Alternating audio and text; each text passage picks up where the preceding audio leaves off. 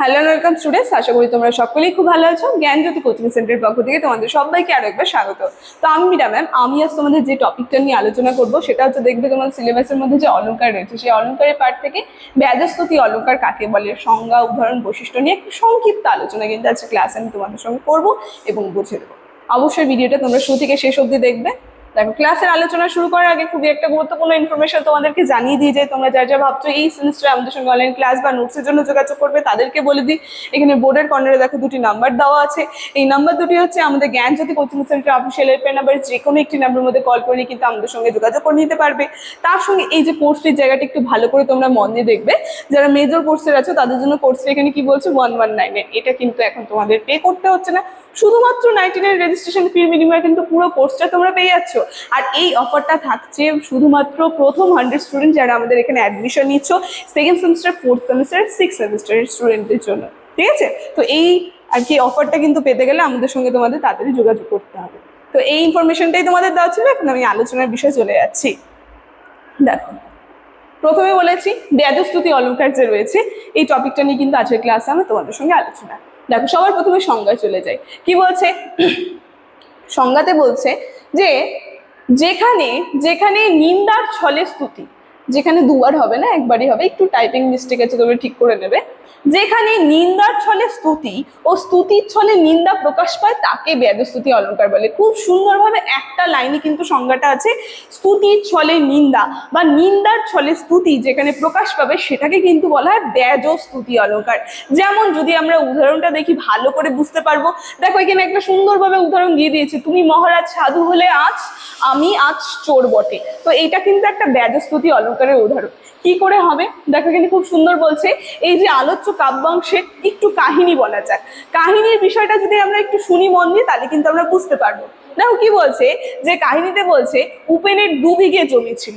এখানে যে উপেন রয়েছে, মানে সে কাব্যের অংশ তুলে ধরে বলছে উপেনের 2 বিঘে জমি ছিল এবং রাজা জোর করে সেটি বাগান করার জন্য কেড়ে দিল। তাহলে উপেন যে রয়েছে, উপেনের 2 বিঘে জমি থেকে রাজা কি করলো, সেই 2 বিঘে জমি কিন্তু জোর করে তার কাছ থেকে কেড়ে নিল এবং উপেন দেশ ত্যাগ করলো তারপর। এবং অনেকদিন পর দেশে ফিরে এসে সে তার সেই 2 বিঘার বাগানে বসলো। তাহলে বিদেশ থেকে এসে সেই উপেন কি করলো, তার যে বিঘে ছিল সেই বিঘের বাগানে এসে বসেছে এবং অকস্মাৎ গাছ থেকে তার কাছে 2টি আম পড়লো। আর তখন সেই যে তার বাগানে তিনি বসেছে এবং সেখানে কি করলো, 2টি আম পড়লো এবং উপেন আম 2টি কুড়িয়ে নিল। ঠিক সেই বাগানের আলী এসে তাকে আমচোর বলে রাজার কাছে নিয়ে গেল।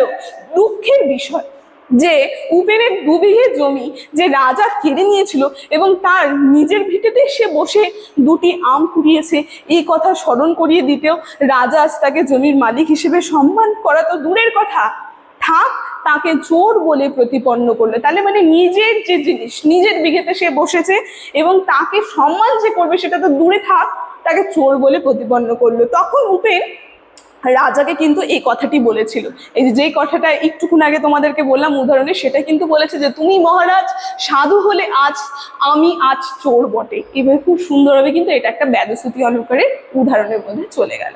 ঠিক আছে, সেই কথাটাই কিন্তু এখানে বলছে।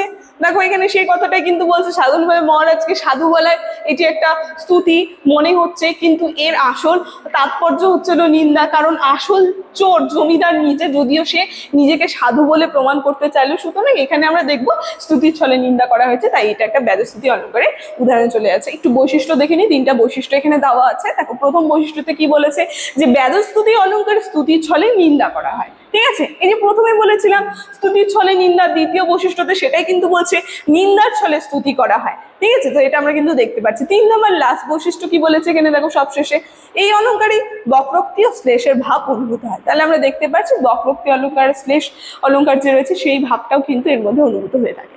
ঠিক আছে, তো এই ব্যাজস্তুতি অলংকার যে রয়েছে এই টপিকটা নিয়ে কিন্তু আজকে ক্লাসের আলোচনা আমার এতটাই ছিল। তোমরা পারলে পরে প্রথম থেকে একবার দেখে নাও।